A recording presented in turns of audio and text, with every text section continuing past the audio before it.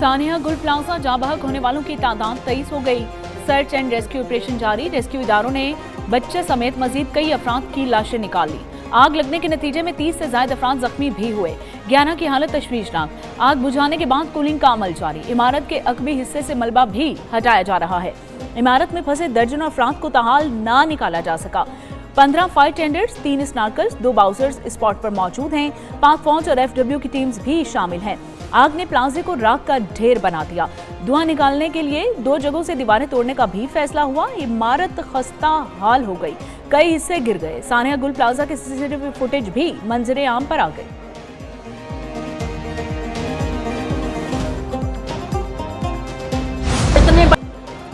गुल प्लाजा की बेरहम आग ने दर्जनों खानदानों पर कयामत ढा दी। दर्जनों अफराद ताहाल लापता। लवाहिकीन जाए वकुआ पर मौजूद लोगों की आंखें अपने प्यारों को देखने की मुंतज़िर। किसी को बाप, किसी को भाई और किसी को बेटे की तलाश। 18 साल इब्रार की वालिदा और बहनें शिद्दत गम से निढाल। वालिदा ने कहा, बेटा जिंदा दो या मुर्दा दो, हमारे हवाले करो। इब्रार 9 फ्लोर पर डेकोरेशन आइटम्स की दुकान में मुलाजमत करता था। बहन ने कहा, 3 दिन से भाई की तलाश में मारे मारे फिर रहे हैं।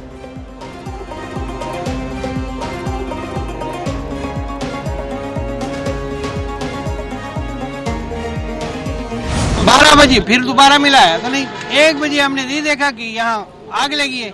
तो घर से तो ये उन्होंने बताया था कि हम गुली जा रहे हैं, गुल प्लाजा जा रहे हैं। तो फिर मेरे बच्चे जो है ना वो सब आए यहाँ, जब से हम इस अजाब में मुब्तला है। अपने लाल को देखने के लिए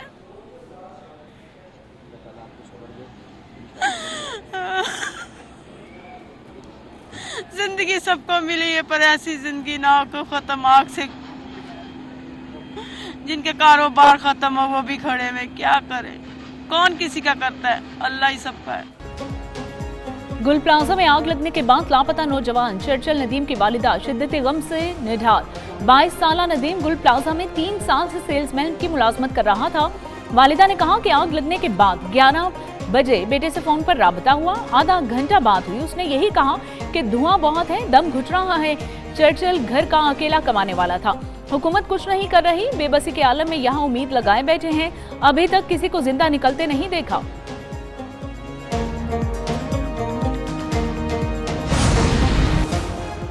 सानिया गुल प्लाजा के मुतासरीन के सबर का पैमाना लबरेज। इमारत के बाहर मौजूद मुतासरीन मुश्तइल हो गए। हजूम की प्लाजे में जबरदस्ती दाखिल होने की कोशिश। मुश्तइल अफराद गुल प्लाजा जाने के लिए रंपा प्लाजा में दाखिल। पुलिस मुश्तइल हजूम के सामने बेबस। हजूम की वजह से रेस्क्यू ऑपरेशन में दुश्वारी का सामना करना पड़ा। गुल प्लाजा के बाहर मौजूद लोगों को हटाने के लिए रेंजर्स की कार्रवाई। 2 अफराद को हिरासत में ले लिया।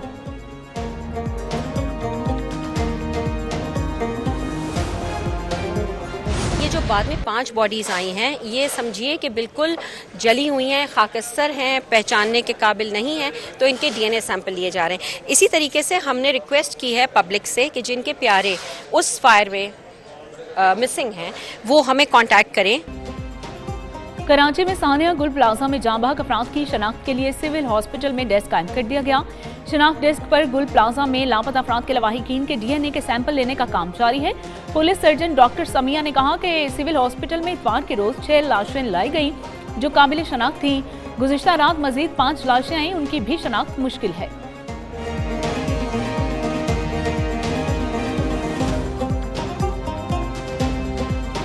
आखिरी बार जब उनसे बात हुई है तो उन्होंने यही कहा था कि दम घुट रहा है, और उसके बाद वो पीछे गए अपने बेटे की तरफ, और उसके बाद उन कोई राब्ता नहीं हो सका। जो दुकान के लड़के थे, दुकान पे लड़के 2 काम करते थे, वो बाहर आ सके थे, उनसे हम यही मालूम हो सका है। और 2 से 3 लड़के अंदर उनके साथ थे जो बाहर नहीं आ सके, उनकी भी कोई खबर नहीं है। कराची में गुल प्लाजा में आग लगने का वाकया। लोगों का फायर ब्रिगेड की ताखीर और इमदादी वसाइल की कमी पर शदीद तहफ़्फ़ुज़ात का इज़हार। लापता ताजिर मोहम्मद रमज़ान के नवासे शाह मीर ने बताया, सुबह 10 बजे के बाद गुल प्लाजा में मौजूद अपने लोगों से कोई राबता ना हो सका। दुकान पर 5 से 7 अफराद काम कर रहे थे, जिनमें से 2 नौजवान बचकर मस्जिद के रास्ते से बाहर निकलने में कामयाब हुए।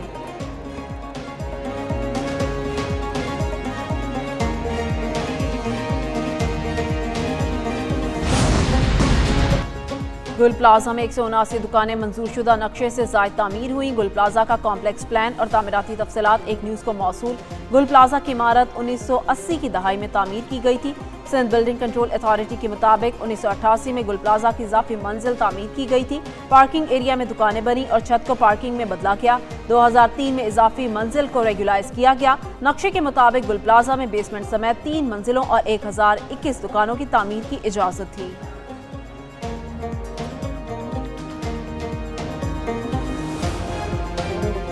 जिन लोगों की शहादत हुई है, जिन लोगों की जान गई है इस वाक़े में, हम हुकूमत सिंध की तरफ से अगेन जान की कोई कीमत नहीं है, उनका जो दुख है उसका कोई अजाला नहीं हो सकता, लेकिन हम हुकूमत की तरफ से हर उस शख्स की जिसने जान गई है 1 करोड़ रुपया जो है उनको देंगे और वो इंशाल्लाह कल से शुरू हो जाए। वज़ीर आला सिंध का जाँ बहक अफराद के वरिसा को 1 करोड़ रुपए फीकस देने का ऐलान। मुराद अली शाह की मीडिया से बातचीत कहा कि फीकस 1 करोड़ रुपए इमदाद देने का सिलसिला कल से शुरू होगा। गुल प्लाजा की इमारत दोबारा तामीर करवाएंगे। कमिश्नर कराची से कहा है कि नुकसानात का तखमीना लगाएं। हादसे के बाद अभी तक 65 अफराद लापता हैं। आग लगने की वजूहात अभी तक सामने नहीं आ सकी। शायद गुल प्लाजा की इमारत को मुकम्मल गिराना पड़े। मुतासरीन के दुख में बराबर के शरीक हैं।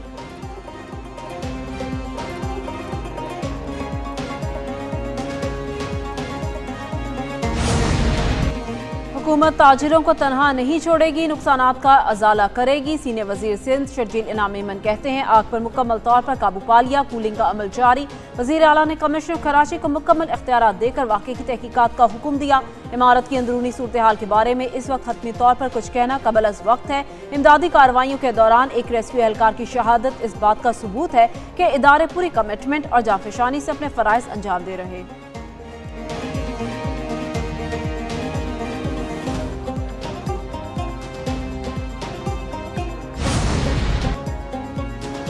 सिंध असम्बली में सानिया गुल प्लाजा के मामले पर ओपोजिशन का एहतजाज, ऐवान में हंगामा आराई और नारेबाजी। MQM अरकान ने इजलास से वॉकआउट किया। इजलास के दौरान सानिया गुल प्लाजा के शोहदा के लिए खुसूसी दुआ। सूबाई वजीर सईद गनी ने कहा कि 70 अफराद के अहले खाना ने राबिता करके बताया कि उनके प्यारे लापता हैं। अपोजिशन मसले को सियासी रंग ना दे, संजीदगी से काम ले। नासिर हुसैन शाह बोले कि वाकई की जुडिशल इंक्वायरी पर तैयार हैं। बिलावल भुट्टो ने वज़ीर आला को हुक्म दिया है, सिंध हुकूमत मामला हल करेगी। इजलास में तय हुआ कि फायर अलार्म लगाए जाए।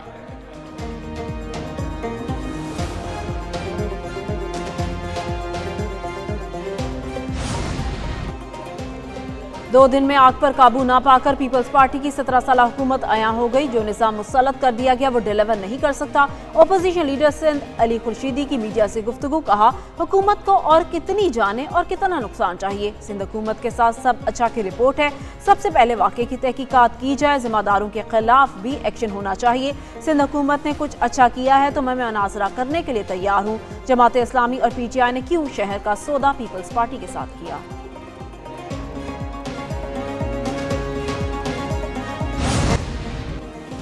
तय करना होगा पानी का बेहतरीन इस्तेमाल कैसे मुमकिन बनाया जाए। पाकिस्तान बुनियादी तौर पर ज़राई मेशत है। हमारी 65% आबादी दही इलाकों में रहती और काम करती है। वज़ीर आज़म शहबाज शरीफ का पाक चाइना एग्री इन्वेस्टमेंट कॉन्फ्रेंस से खिताब, कहा चीन ने कभी पाकिस्तान को बेहतरीन महारत और टेक्नोलॉजी फराहमी से गुरेज नहीं किया। चीन पाकिस्तान का अजीम दोस्त, हर मुश्किल वक्त में साथ खड़ा रहा। दुनिया की तारीख में बगैर मेहनत कामयाबी नहीं हुई।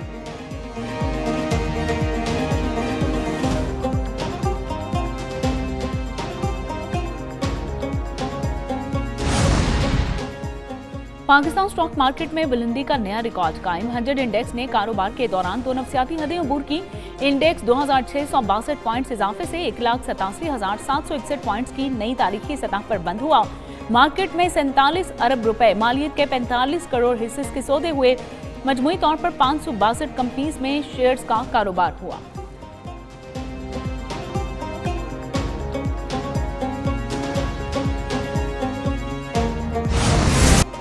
पाक फ़ज़ाइया का दस्ता कसीरुल कौमी फ़ज़ाई मश्क में शिरकत के लिए सऊदी अरेबिया पहुंच गया। ISPR के मुताबिक पाक फ़ज़ाइया स्पीयर्स ऑफ विक्ट्री 2026 मश्क में शिरकत करेगी। पाक फ़ज़ाइया के जदीद F-16 ब्लॉक 52 तैयारे शाह अब्दुल अजीज़ एयरबेस पहुंच गए। पाक फ़ज़ाइया का मुस्तैद फ़ज़ाई और ज़मीनी अमला दस्ते में शामिल। मशकों का मकसद दोस्त ममालिक की फ़ज़ाइया अफ़वाज के दरमियान पेशावराना ताउन बढ़ाना है। पाक फ़ज़ाइया के शाहीन पेचीदा फ़ज़ाई मार्कों और जंगी हिकमत अमली की मशक करेंगे।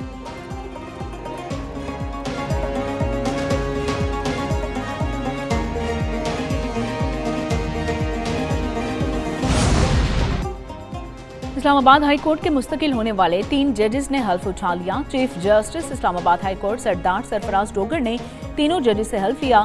जस्टिस मोहम्मद आसिफ, जस्टिस आसिम खान और जस्टिस इनाम अमीन मिन्हास ने हल्फ उठाया। वजीर कानून आजम नजीर तारड़, हाई कोर्ट और डिस्ट्रिक्ट कोर्ट के जजेस तकरीब में शरीक हुए। तीनों जजेस ने मुस्तकिल तैनाती से कबल 1 साल तक बतौर एडहॉक जज काम किया।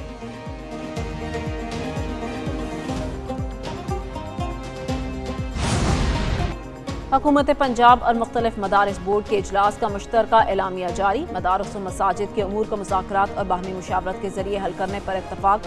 हुकूमत मदारिस के निज़ाम में मुदाखलत चाहती है, ना निसाब में तब्दीली। मदारिस रजिस्ट्रेशन की जल्द तकमील और तमाम फैसले एतमाद, इत्तेहाद और मुशावरत से करने पर इत्तफाक। इजलास की सदारत सूबाई वज़ीर सलमान रफीक ने की। चेयरमैन पाकिस्तान उलमाए काउंसिल ताहिर अशरफी भी शरीक हुए।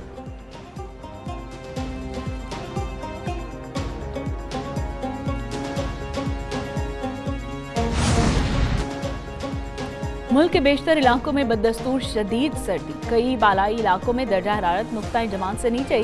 जेबी में कम अज कम दर्जा हरारत -3 डिग्री सेंटीग्रेड रिकॉर्ड किया गया। इस्लामाबाद में पारा 14, लाहौर 16, कराची में 22, पेशावर में 15, कोयटा 8 और मुजफ्फराबाद में कम से कम दर्जा हरारत 7 डिग्री रहा।